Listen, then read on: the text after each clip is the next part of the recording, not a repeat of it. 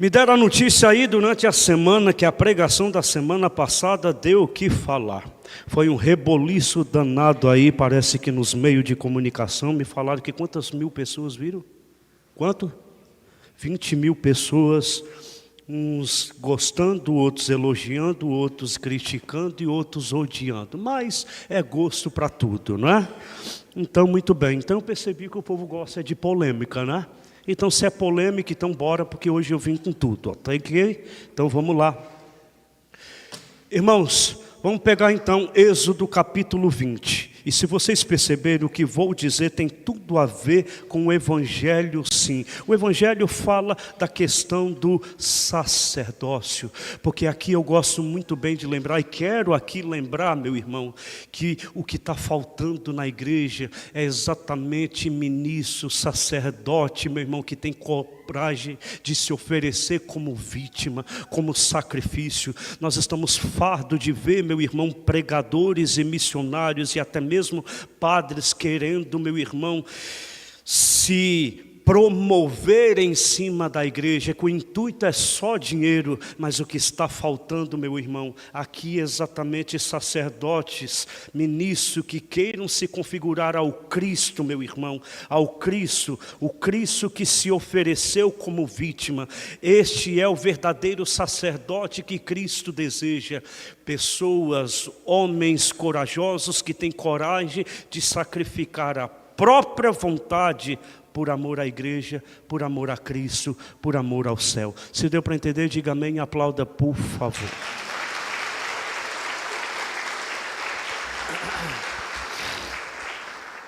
Por isso, meu irmão, já que já falei nesse assunto, por isso é bom aqui relembrar. É por isso que eu sou do jeito que sou, meu irmão. Porque eu não vim aqui, meu irmão, para trazer ninguém a mim. Eu vim aqui para levar vocês até Deus. Eu não tenho interesse nenhum de trazer vocês até mim, sabe por quê? Porque um dia eu vou embora.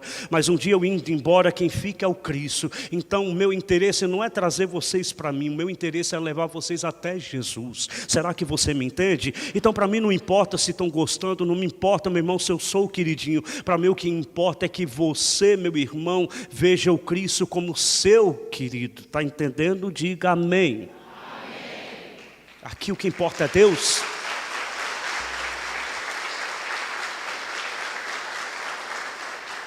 Quer que eu diga mais? A coisa mais vergonhosa dentro da igreja, fora da igreja, meu irmão, são pessoas que ficam enfeitando a palavra de Deus com florzinha. A coisa mais feia que eu vejo, a coisa mais desagradável e decepcionante, são pessoas que escondem a verdade para não perder números. Pessoas que ocultam a verdade, sabem o que tem que pregar, mas oculta, tem medo, meu irmão, exatamente para perder o status, para perder o trono.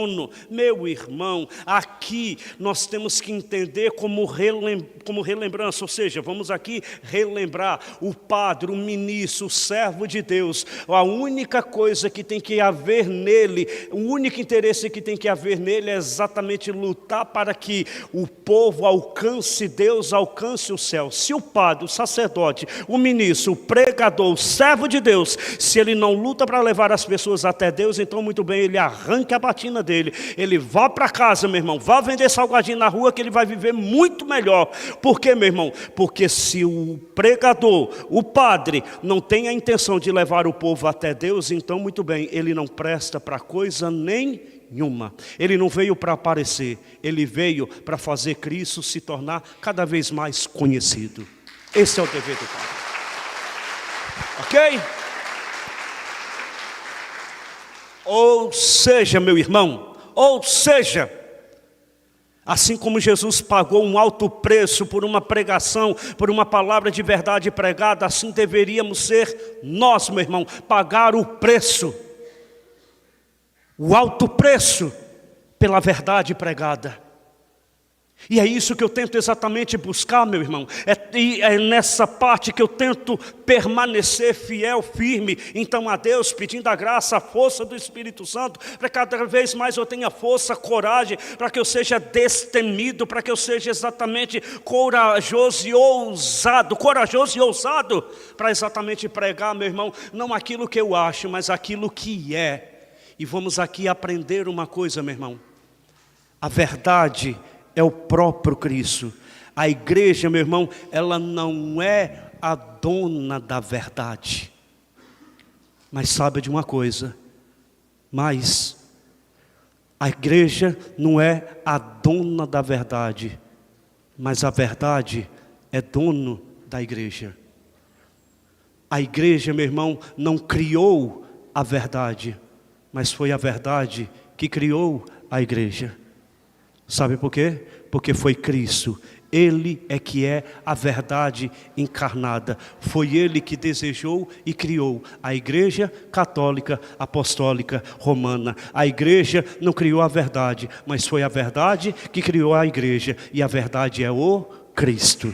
Pode aplaudir, por favor.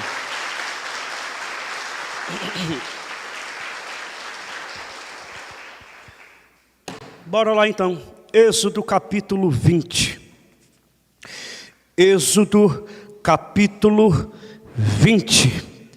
Êxodo capítulo 20, a partir do versículo 4, que vai dizer: não farás para ti escultura, nem figura alguma do que está em cima dos céus, ou abaixo sobre a terra, ou nas águas debaixo da terra. Não te prostrarás diante delas, e não lhes prestarás culto. Nós estamos diante de uma palavra do qual os nossos irmãos protestantes, que eu quero colocar aqui uma coisa muito bem séria, olhando aqui para a câmera, eu olhando para você e você olhando para mim.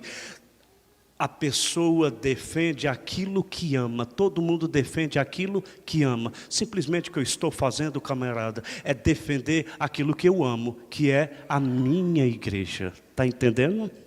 Cada um defende aquilo que ama. Eu amo essa igreja.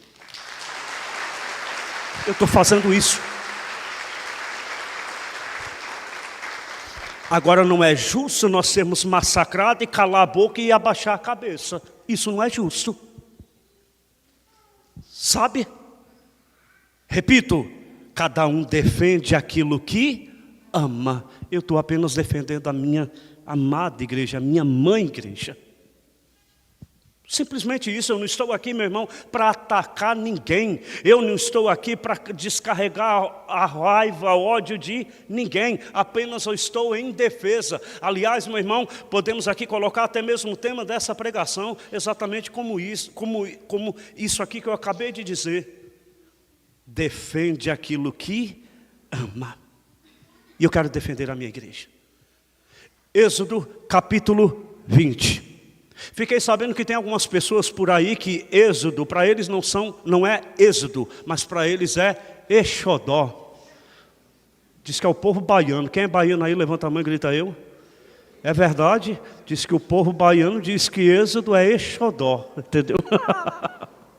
Mas vamos lá, Êxodo capítulo 20, a partir do versículo 4, como acabamos de ler. É uma palavra que os amigos, os nossos irmãos protestantes usam para nos atacar incansavelmente, para afirmar que nós somos idólatras, que nós adoramos imagens. Irmãos, entenda aqui uma coisa: há uma grande diferença entre ídolo e ícone. Ídolo é aquilo que me tira da presença de Deus. Repito, ídolo é aquilo que me tira da presença de Deus, enquanto ícone é aquilo que me aponta para Deus. Ícone, repetindo, é aquilo que me aponta para Deus. Vai lá, vamos ver se você aprendeu com o padre. Ídolo é aquilo que me tira de... E ícone é aquilo que me aponta para... Então há essa diferença entre ídolo e ícone. Nós estamos diante de uma palavra, meu irmão, em que há uma grande problemática de idolatria. O contexto dessa passagem aqui de Êxodo capítulo 20, a partir do versículo 4, meu irmão, estamos diante de uma idolatria. E isso jamais podemos então fazer, porque senão, meu irmão, nós vamos para o quinto do inferno. Idolatria é pecado. Idolatria não pode. Entendamos aqui uma coisa: nós estamos diante de um contexto bíblico que realmente aqui estava acontecendo uma grande problemática que não poderia acontecer, que era exatamente a idolatria. Esse povo aqui, irmão, estavam largando o verdadeiro e único Deus para adorar falsos deuses. E é óbvio que Deus tem que vir e dizer não. Não. É óbvio, não há idolatria. Eu não posso, meu irmão, chegar diante de uma imagem como essa de Nossa Senhora Aparecida, meu irmão, e achar que é ela que cura. Não! A cura não vem da imagem, a cura vem de Deus por meio da imagem. Será que você me entende? Então, por favor, tenta separar, diferenciar idolatria de ícone. Idolatria é aquilo que me tira de Deus, ícone é aquilo que me aponta para Deus. E o que nós fazemos, pode aplaudir mesmo.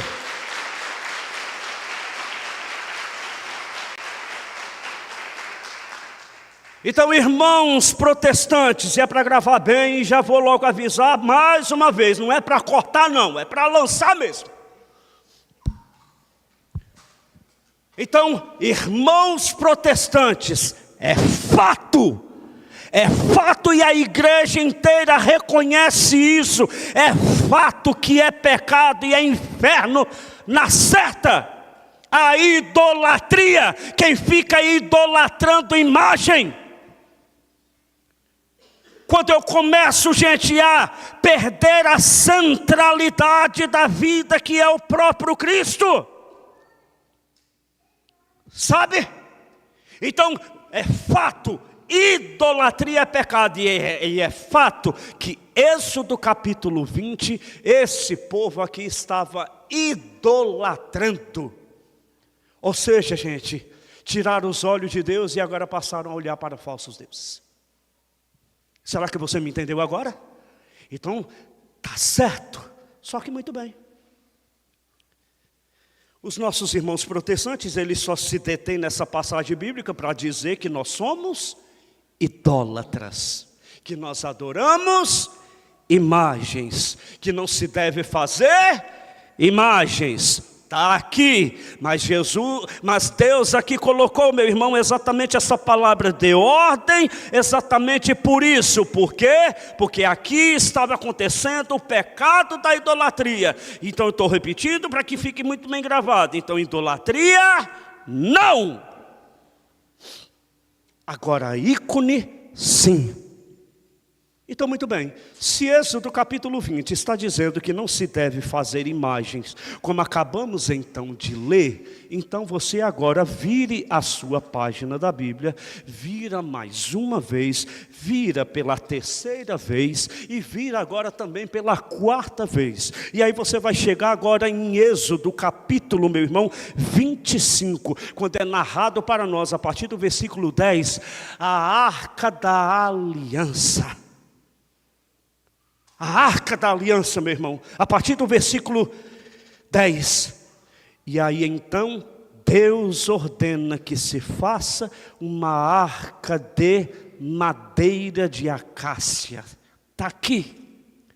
E aí depois, a partir do versículo 18, olha o que fala.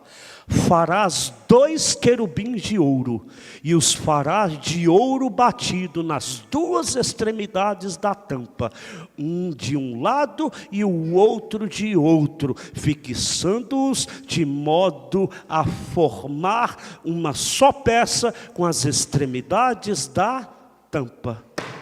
Muito bem. Irmão protestante, agora começa aqui a me responder uma coisa. Não me deixem doido, pelo amor de Deus.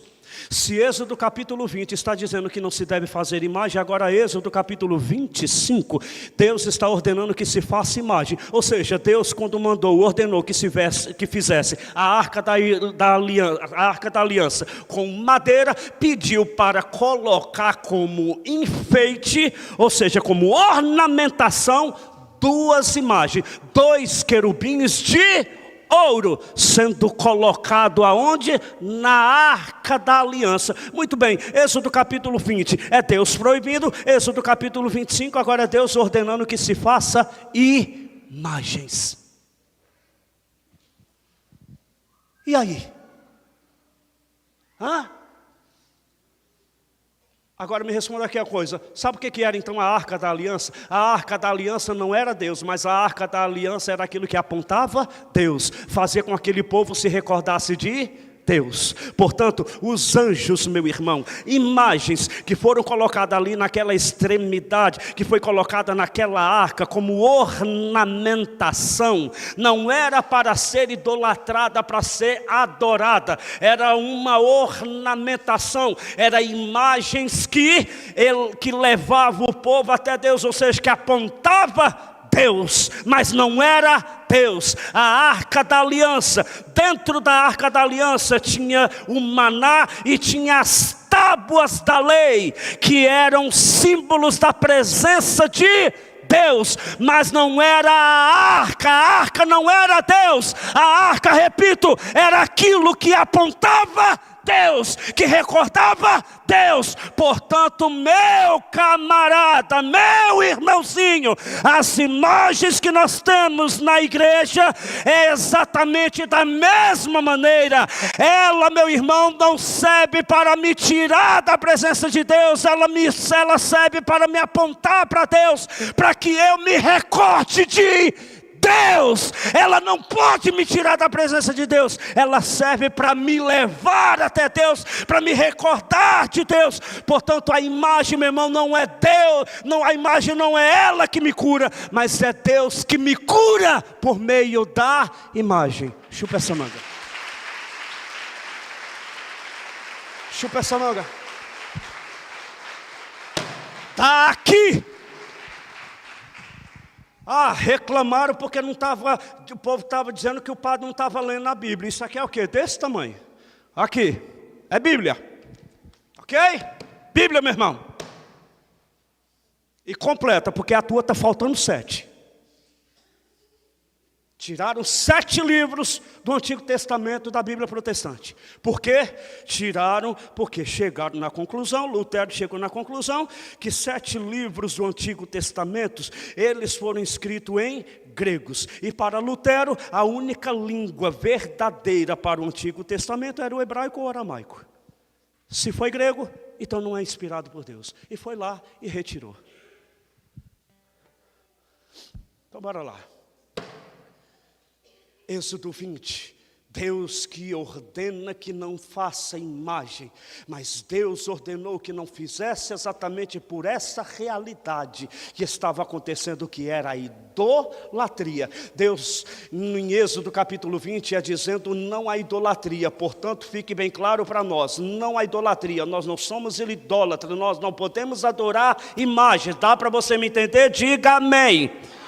Agora, Êxodo capítulo 25, Deus que ordena fazer imagens, 2 querubins de ouro para ser colocado como ornamentação na arca. A arca não era Deus, mas a arca era algo que me apontava para Deus.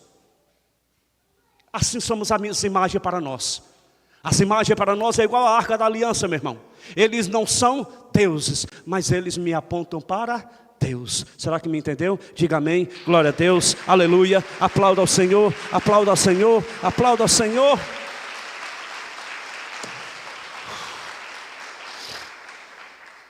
Agora, muito bem, meu filho, se nem isso está suficiente para você, se ainda não está bom para você, então muito bem, agora bora em Números. Agora o livro de Números, capítulo 21, a partir do versículo 4, a serpente de bronze. Muito bem, Êxodo capítulo 20, Deus proibindo que se faça imagem.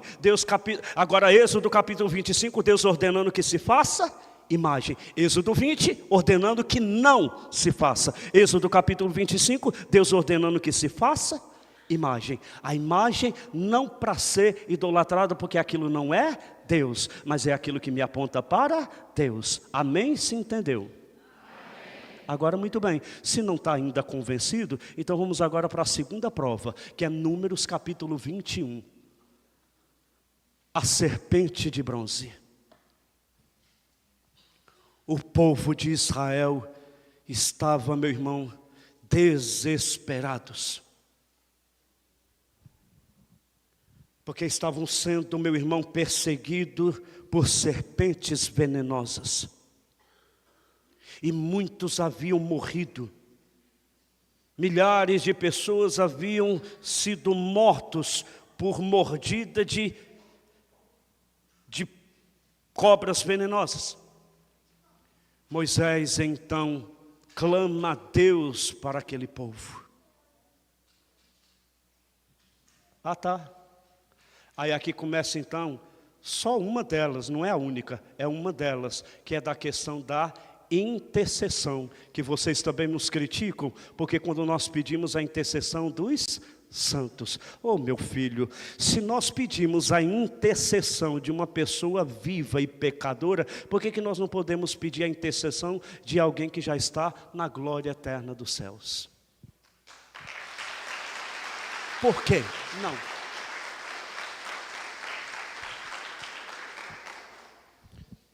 Ok, aí vamos lá.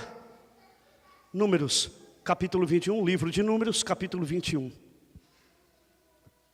Serpente do deserto.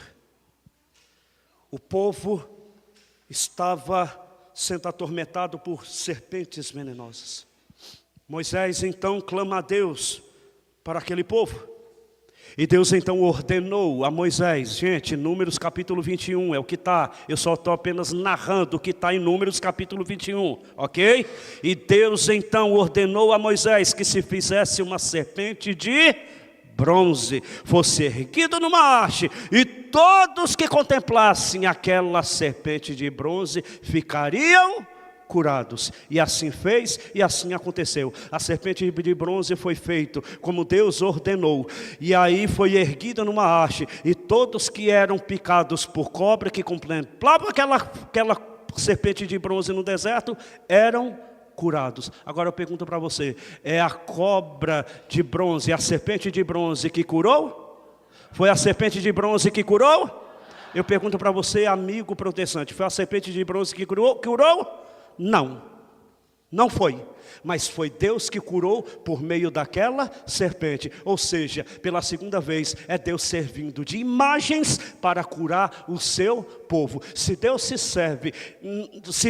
lá no Antigo Testamento se serviu de serpente de bronze no deserto para curar o seu povo, por que Deus na atualidade ainda não pode se servir de uma imagem da Santíssima Virgem Maria sobre o título de Nossa Senhora da Conceição Aparecida para curar e libertar o seu povo brasileiro? Deus é Deus, Ele age da forma que quer, na hora que quer, do jeito que quer e com quem quer. Se Ele então decidiu, quem é você para criticar? Quem é você para duvidar? Se Deus então utilizou de uma serpente de bronze para libertar e curar o seu povo, Ele ainda pode na atualidade se utilizar de uma imagem de Nossa Senhora para nos curar. Deus é Deus. Seja humilde, camarada, aceite, porque dói menos. Viva Nossa Senhora! Viva Nossa Senhora! Viva Nossa Senhora! Viva Nossa Senhora! Aplauda, por favor, meu irmão!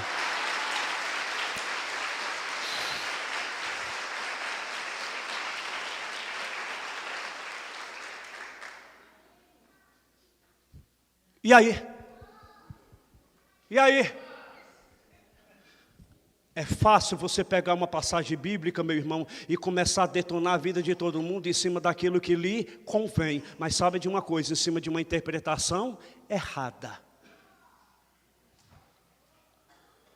Então, meu filho, 2-1 para você. Portanto, ganhamos. Viva a Igreja Católica.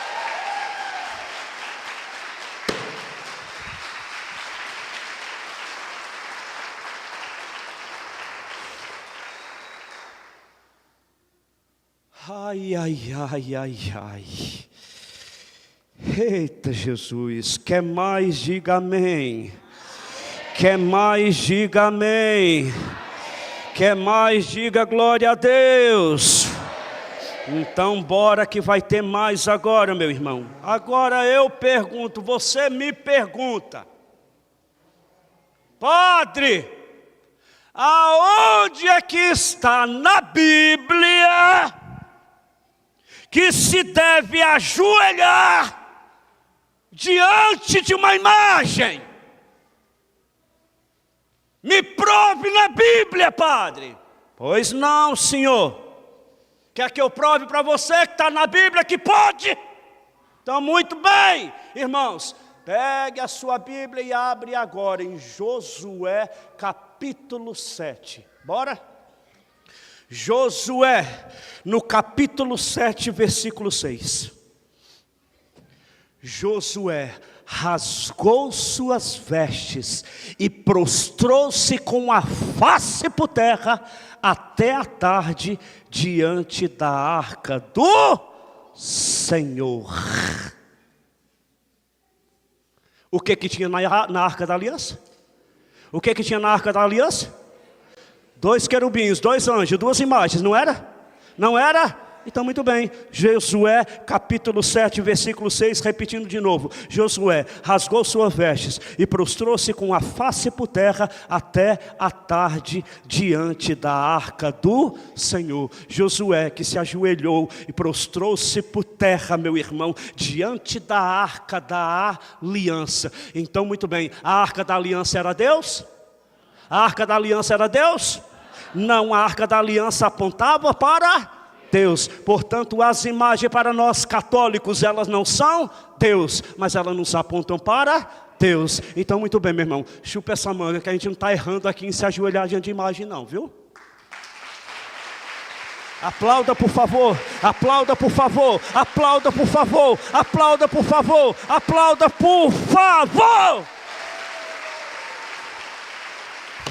Vai!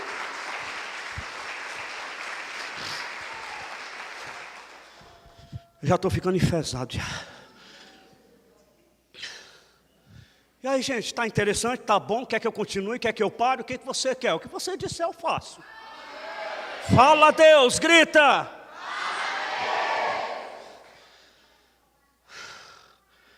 Uma bela catequese, não é, povo de Deus? Bora lá então.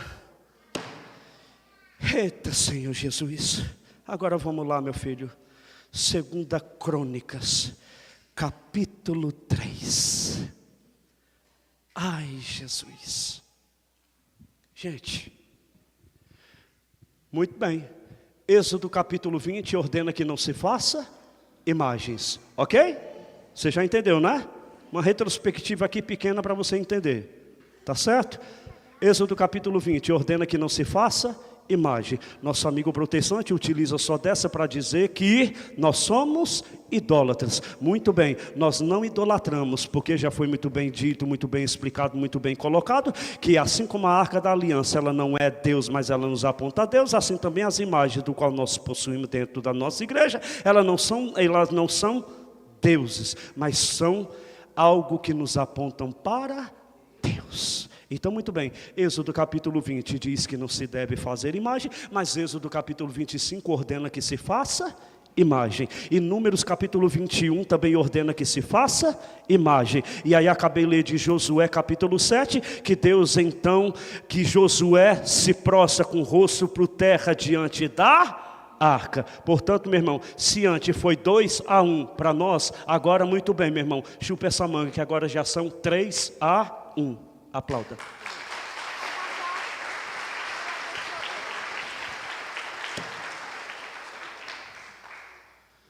Quer para mais uma? Ah, meu filho, aqui está igual igual ao jogo do Brasil, lembra? 7-1. Bora para mais um. Agora, meu irmão, Crônicas, 2 Crônicas, capítulo 3, versículo 1, que diz: Salomão começou a construção do templo do Senhor em Jerusalém. Irmãos, entendamos aqui uma coisa: o templo de Israel tem 3 compartimentos. O primeiro é o santuário, o segundo é o pátio e o terceiro é o lugar chamado Santo dos Santos. Vou repetir para vocês: o santuário de Jerusalém, o santuário de Israel, ou seja, melhor, o santuário de Israel, ele tem 3 compartimentos. O primeiro é o santuário, o segundo é o pátio e o terceiro é o lugar chamado Santo dos Santos. Esse é o mais importante, do qual só poderia o sacerdote entrar dentro desse lugar, meu irmão, desse compartimento chamado Santo dos Santos, apenas uma vez ao ano. E outro detalhe: se entrasse em pecado, ele era consumido por um fogo, ele morria. Portanto, quando ele entrava com uma corda no pé, no tornozelo. E ali então, uma vez ao ano apenas, o sacerdote entrava naquele lugar, naquele compartimento chamado Santo dos Santos. Era o lugar, meu irmão, era o lugar mais perfeito, era o lugar mais importante do templo de Israel, Santo dos Santos. E quer a prova então disso? Muito bem, é onde está aqui, meu filho, no versículo 8, ainda do capítulo 3 de 2 Crônicas. Fez também a construção da sala dos santos cujo comprimento, igual à largura do edifício, era de 20 covados. E ainda, meu irmão, no versículo 10, para terminar: para o interior do Santo dos Santos, mandou esculpir 2 querubins e os revestiu de ouro. Quer que eu repita para você? 2 Crônicas, capítulo 3, no versículo 10. Então, no templo de Israel, no terceiro compartimento do templo de Israel, chamado Santo dos Santos, para o interior do Santo dos Santos, mandou esculpir 2 querubins e os revestiu de ouro. Portanto, meu irmão, está aqui a explicação porque que nós católicos temos as imagens. Portanto, meu irmão, 4-1 para você. Chupa essa manga porque você perdeu.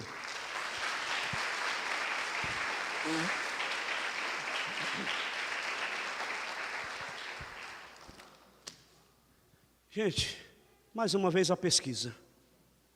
De tudo isso que eu expliquei aqui agora, quem sabia de tudo isso? Olha para o lado, gente. Olha para o lado. Pelo amor de Deus, Paróquia Santíssima Trindade, me ajude, pelo amor de Deus, para que eu possa continuar. Será que eu estou falando asneira? Será que eu estou perdendo o tempo? Será que não se faz necessário eu ter que pegar um microfone, meu irmão, e dar a cara a tapa, ter que pagar o preço para poder ensinar então a verdade? Pelo amor de Deus, idolatria não. Nós não podemos idolatrar imagens, porque isso é pecado, isso vai para o inferno, meu irmão. Nunca, jamais. Nós não podemos, gente, nós não podemos deixar que o lugar de Deus se perca por causa de uma imagem. Não! Jamais nós podemos achar que essa imagem que cura. Não! Nós temos que ir até essa imagem, como na Bíblia, meu irmão. Ir até ela acreditando que por meio dela Deus vai me escutar, porque Deus Todo-Poderoso, Ele assim como se serviu das serpentes de bronze no deserto, Ele pode se servir então das imagens para me curar, para me libertar. Deu para entender? Viva a Igreja Católica! Viva a Igreja Católica! Viva a Igreja Católica! Viva a Igreja Católica! Viva a Igreja Católica!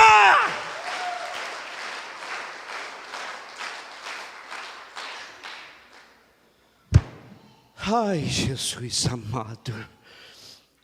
Deixa eu ver o que aqui tem mais para vocês. Bora lá, que isso aqui agora vai feder.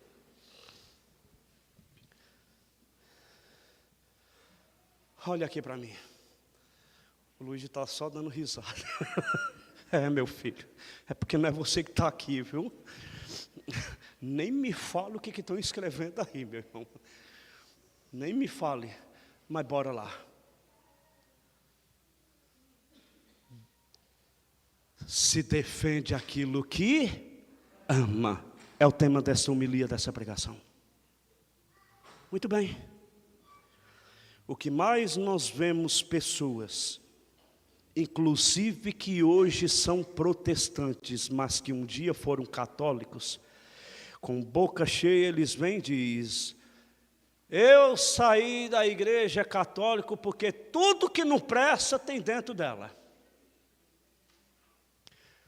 Todo cachaceiro diz que é católico. Todo raparigueiro diz que é católico.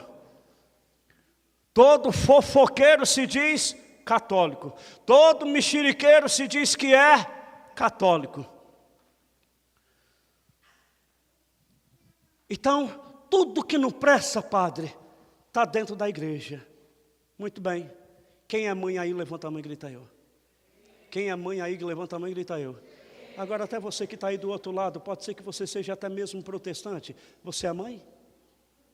Agora me responde uma coisa. Mãe, com muita sinceridade. Se seu filho fosse raparigueiro, se seu filho fosse maconheiro, se seu filho fosse, meu irmão, fofoqueiro, trambiqueiro, tudo que é queiro, tudo que não presta, fosse o seu filho, você jogaria ele fora? Você tiraria ele da sua casa? Você é mãe, não é? Então, muito bem. A Igreja Católica, ela também é mãe. Se dentro dela tem fofoqueiro, raparigueiro, fofoqueiro, mexeriqueiro e muito mais, sabe de uma coisa? É porque a igreja, ela é mãe, porque a Igreja Católica entra os piores, mas acaba, meu irmão, saindo os melhores. Por isso que surgiram os santos da igreja.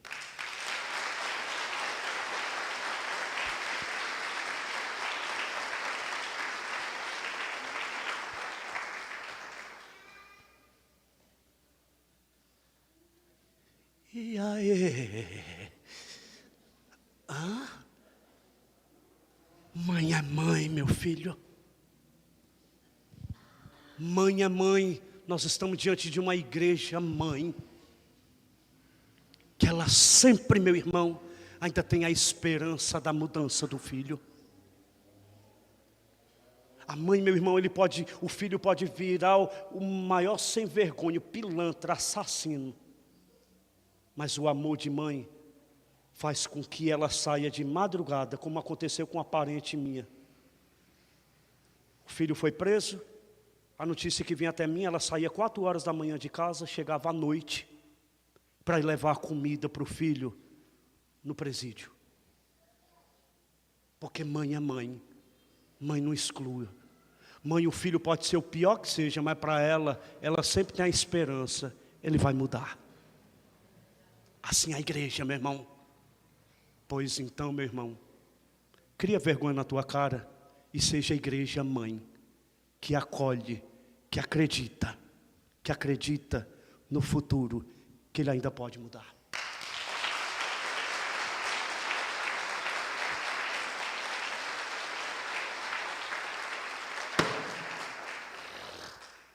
Uma coisa interessante que eu quero lhe falar aqui, muito bem, em nome do Pai, e do Filho, e do Espírito Santo, faça o sinal da cruz de novo, por favor. Muito bem. Gente, a cruz, ela tem aqui, meu irmão, 2 paus. Um horizontal e o outro vertical. Concorda comigo? Mas também se não concordasse, é a verdade, meu irmão. Tem 2 paus, horizontal e vertical, ok? O pau vertical, sabe o que significa? Significa amar a Deus acima de todas as coisas. E o horizontal, sabe o que significa? Amar o irmão como a si mesmo. Viva a cruz!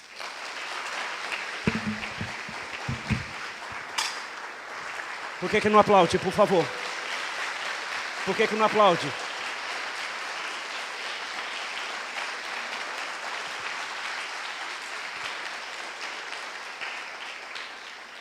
Vocês abominam a cruz, mas nós acolhemos e amamos a cruz, porque ela é sinal da nossa salvação. Da nossa salvação.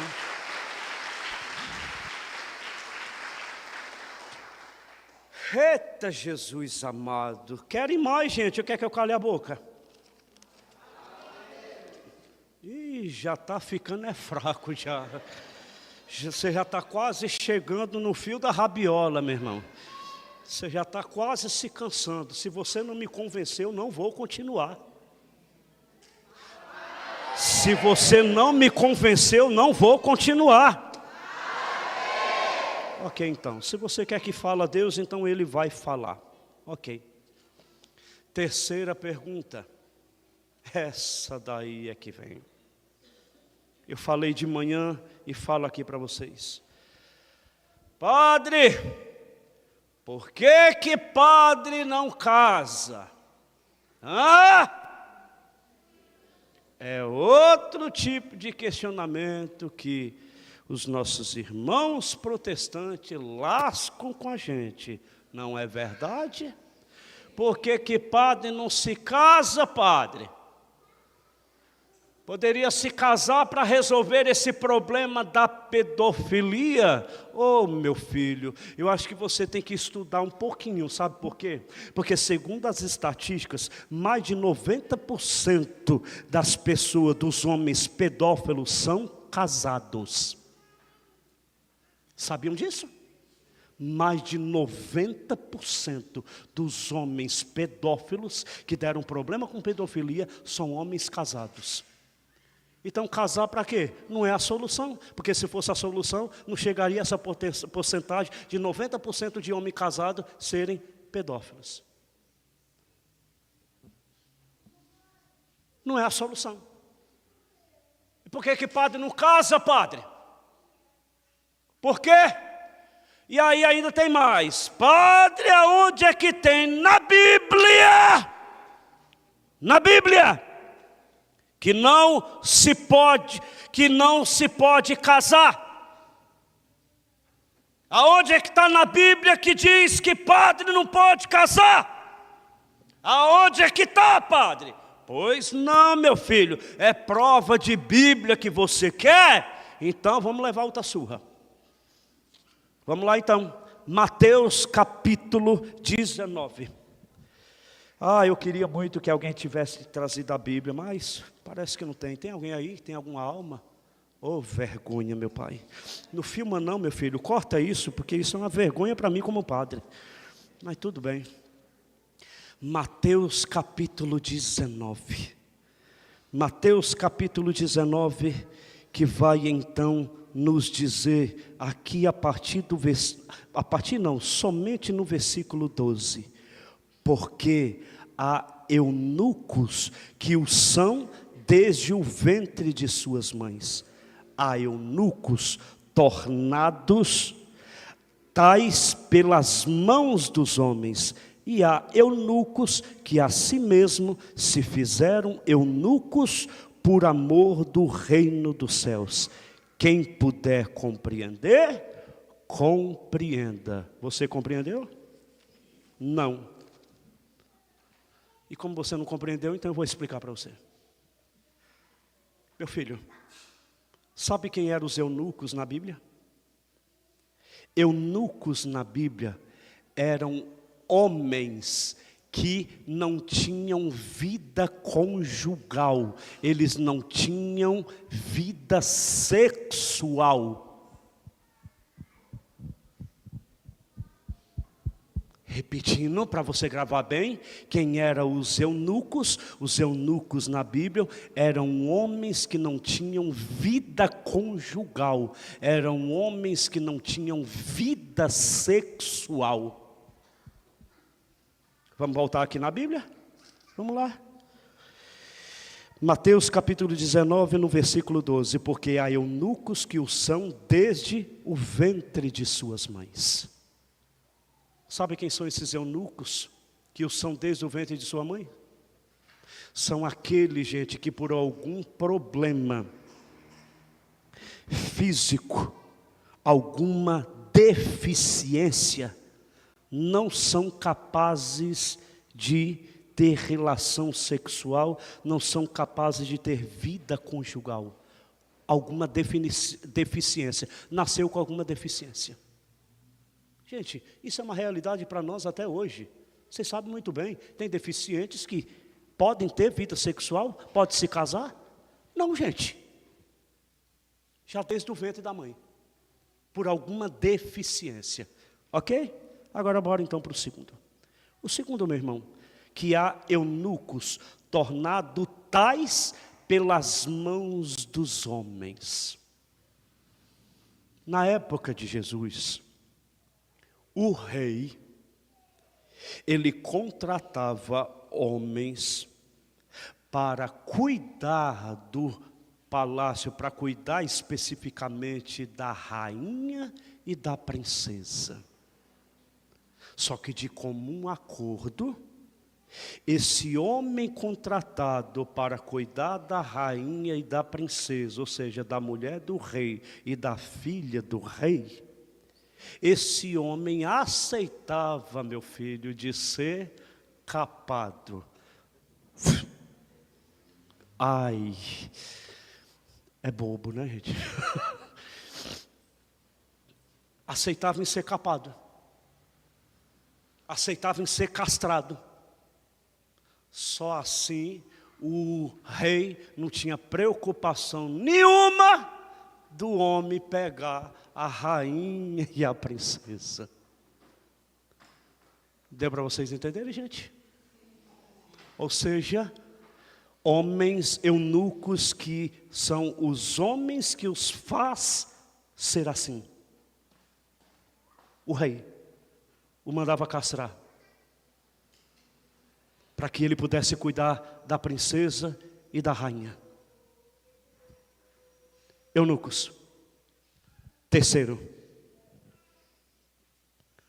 tipo de eunucos, que são exatamente eunucos, e há eunucos que a si mesmos se fizeram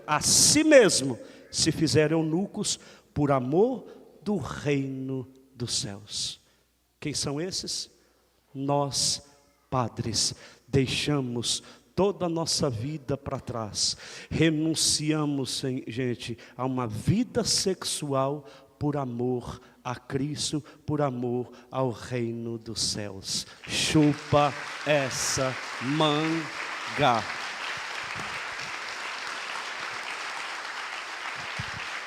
Está lá. Não é prova da Bíblia que você queria? Aqui. Agora, meu irmão, para terminarmos aqui, para fecharmos aqui então o negócio, meu irmão, existem então aqui ao menos 3 razões para o padre não se casar. A primeira razão é cristológica, a segunda razão é eclesiológica e a terceira razão, meu irmão, é escatológica. Repetindo para você então gravar. 3 razões que levam o padre a não se casar. A primeira razão é cristológica, a segunda razão é eclesiológica e a terceira razão ela é escatológica, explicando cada uma delas. Cristológica, primeira razão. O Cristo se casou? Ô irmãozinho, olha aqui para mim, o Cristo se casou? Porque se você disser que se casou, então a tua Bíblia é diferente daqui é. Cristo se casou? Então, muito bem, o padre, meu irmão, ele é chamado a se configurar ao Cristo. Assim como Cristo, ele não se casou para entregar toda a sua vida, dedicar toda a sua vida para os outros, para a igreja, assim também nós padres, meu irmão. Nós então não nos casamos para nos configurar ao Cristo, para a nossa vida ser totalmente entregue à vontade de Deus, assim como foi Jesus. Se deu para entender, aplauda, por favor.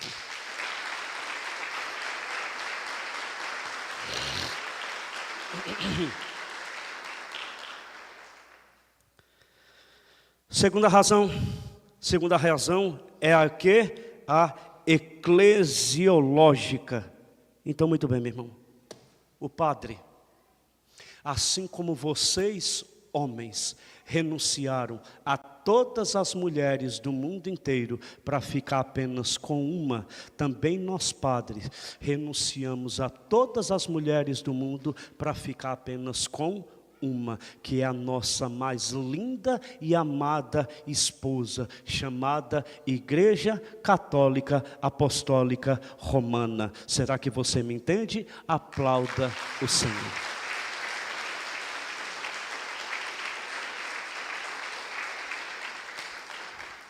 Terceira razão, a terceira razão ela é escatológica, ou seja, futura. Sabe por que é escatológico? Sabe por que o padre não se casa?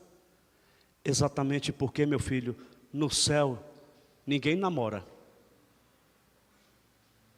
Ué, estão com a cara surpresa. Vocês pensaram por quê, meu irmão? Que ia morrer de mão dada com esse velho, com essa velha, chegando lá e ia virar o zoinho? Ah, meu irmão. No céu não tem namoro, no céu não tem sexo, no céu não tem beijinho, no sexo não tem, meu irmão, selim. No céu não tem. Portanto, meu irmão, a terceira razão é escatológica, porque o padre já é convidado a viver aquilo que ele vai viver na eternidade. Não tem sexo, não tem beijo, não tem nada. Tem adoração ao Deus Pai Todo-Poderoso.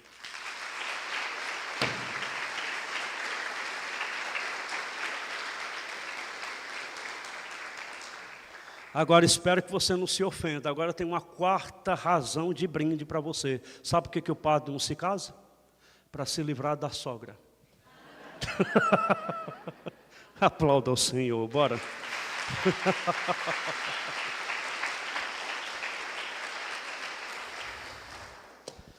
Amém, povo? Amém. Teria mais algumas coisinhas aqui para falar para vocês, mas muito bem, eu acho que isso aqui já é o suficiente. Valeu. Você aprendeu, mas aprendeu mesmo para valer. Agora, por favor, meu irmão, se aprendeu, agora aprenda, meu irmão, é defender aquilo que você ama. Se você ama a sua igreja católica apostólica romana, então defenda ela. Defenda a sua igreja, defenda. Pode aplaudir, por favor.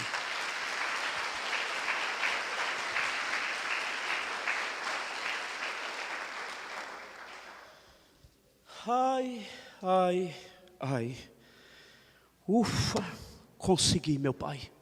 Eu quero agradecer ao meu irmão Eudes Duarte, que me ajudou a entender um pouco sobre tudo isso. Algumas coisas eu fui colocando em cima do meu entendimento, mas o meu irmão Eudes me ajudou a entender tudo isso para trazer para vocês. Amém.